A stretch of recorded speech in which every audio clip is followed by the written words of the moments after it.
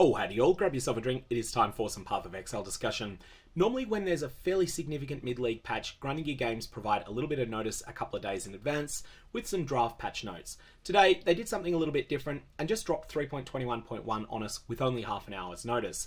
Now this patch has a few pretty significant changes, including nerfs to the two hardest of the Crucible challenges, as well as a number of other bug fixes and improvements.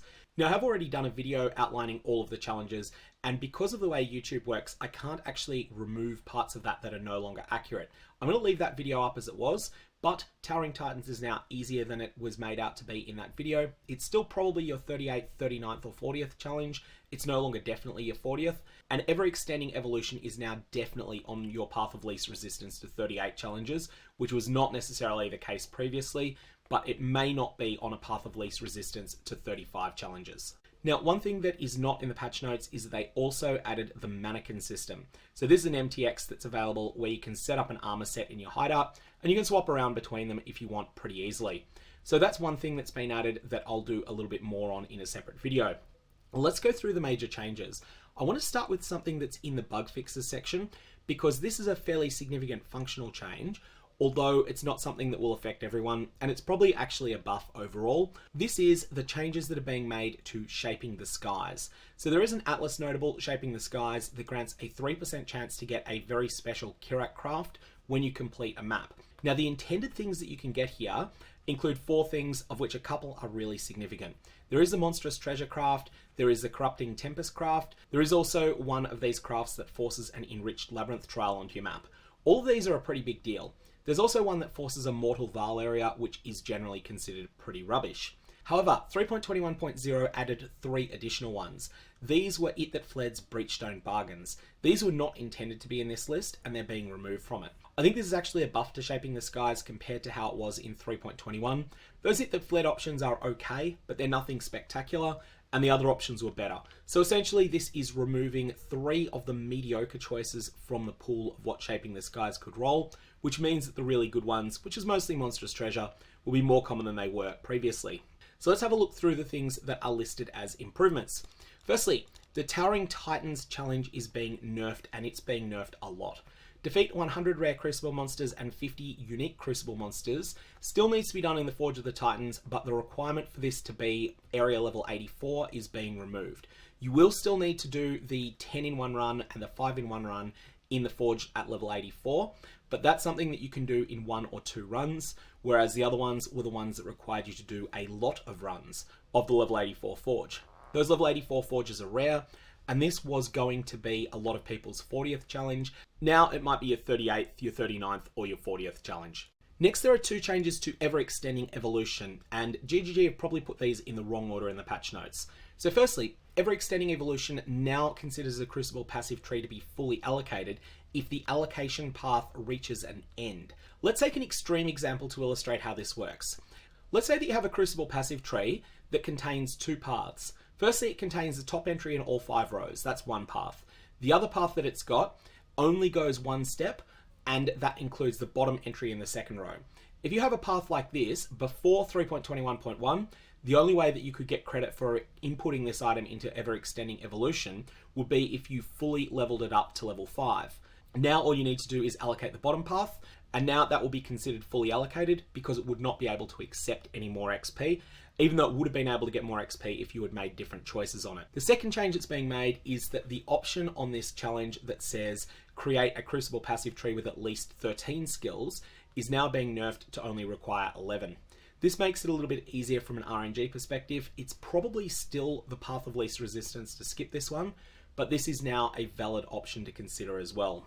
Now we have the big quality of life improvement. Map complete displays on the screen overlay when you've defeated the bosses in that map. 90% of the time this is irrelevant, but that other 10% of the time it's really important. There's a few maps, Mud Geyser, Ashen Wood, there's a few others where the boss is just in the middle of the map and also isn't super tanky, and they can be completely missed, especially if you've got the capacity to off-screen them sometimes.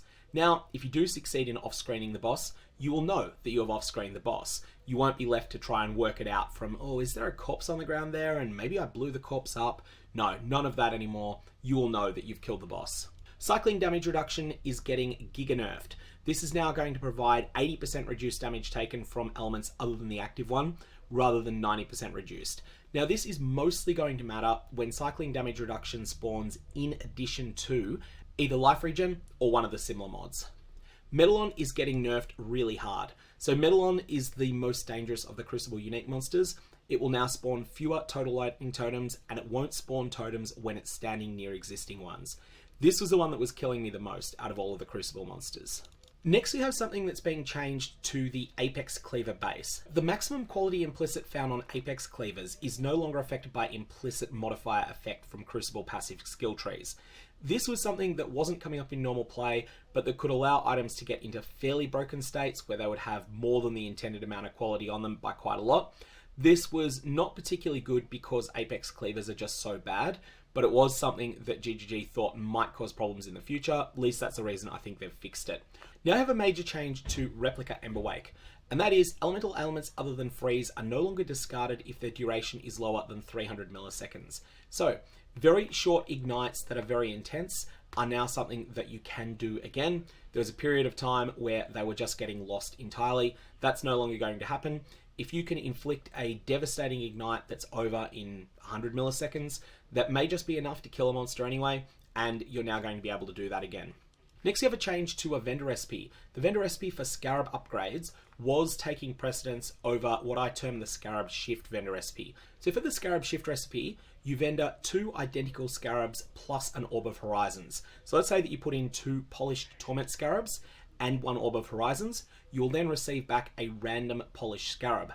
Now, if you put in bulk amounts of the Scarab shift recipe, it was actually not clear to the game which of the 2 vendor recipes it should pick. So if you put in, say, 12 polished Torment Scarabs and 6 Orbs of Horizon, the game could think that you were trying to do one of 2 things. Either you had put in 4 input sets for the polished Scarab to gilded Scarab vendor recipe, and you also just wanted to vendor 6 Orbs of Horizons because you don't like them very much and you'd rather have scroll fragments for them. Or the game could instead think, oh, this is someone doing 6 copies of the Scarab shift recipe. Previously, the way it was coded, the game would assume you were trying to do the Gilded Scarab upgrade recipe, and this was really infuriating for people who wanted to do bulk Scarab shift recipes. Now the new behavior is that the Scarab shift recipe will take priority. As long as your inputs to the vendor are something that could be used for either recipe, then it will be treated as you attempting to do the Scarab shift recipe as much as possible. This is definitely a quality of life improvement because it means that you can do bulk Scarab shifting again. Previously, if you wanted to do Scarab shifting at either the polished or the rusted tier, you had to do it one by one. This is now fixed and you can now do it in bulk. So this is definitely an improvement. There was some weird behavior that was happening with instant skills that were bound to left click, and this is being fixed. This is generally going to be a quality of life improvement. One of the Forge monsters is now able to be added to your desecrate pool, and the quality of life change that really should have come a lot earlier for people who are playing on controllers. If you're playing on a controller, you will now be able to unallocate Crucible passive skills in the Crucible Forge UI. This was actually impossible to do on PC without a keyboard and mouse. Other than that, there's a couple of wording changes, and the most significant one of those is just a clarification how cast when damage taken works. Cast when damage taken has never considered damage from damage over time. That is now being explicitly stated on the gem. The behavior of the gem is still going to be what it's always been, but it's no longer going to lie to you about what it does. Anyway, that's the main things in 3.21.1. I'll put a link down in the description below to the patch notes because I do recommend having a look through all of the bug fixes. Most of them won't affect many players other than the one we've already called out, but some of them will, and some of those could be quite significant to your specific build depending upon what you're playing, or to your specific Atlas passive tree. For example, Elebin's Visage is now going to work with trigger a socketed spell every second while channeling Blade Flurry or Charge Dash, which was not working in the past. That combination wasn't working. I don't think that's going to affect many players at all, but it is something that is pretty important for a very, very small number of players. There's one more change that's going to be universally impactful for people who play in Trade League, and that is the change that's being made to synthesis maps.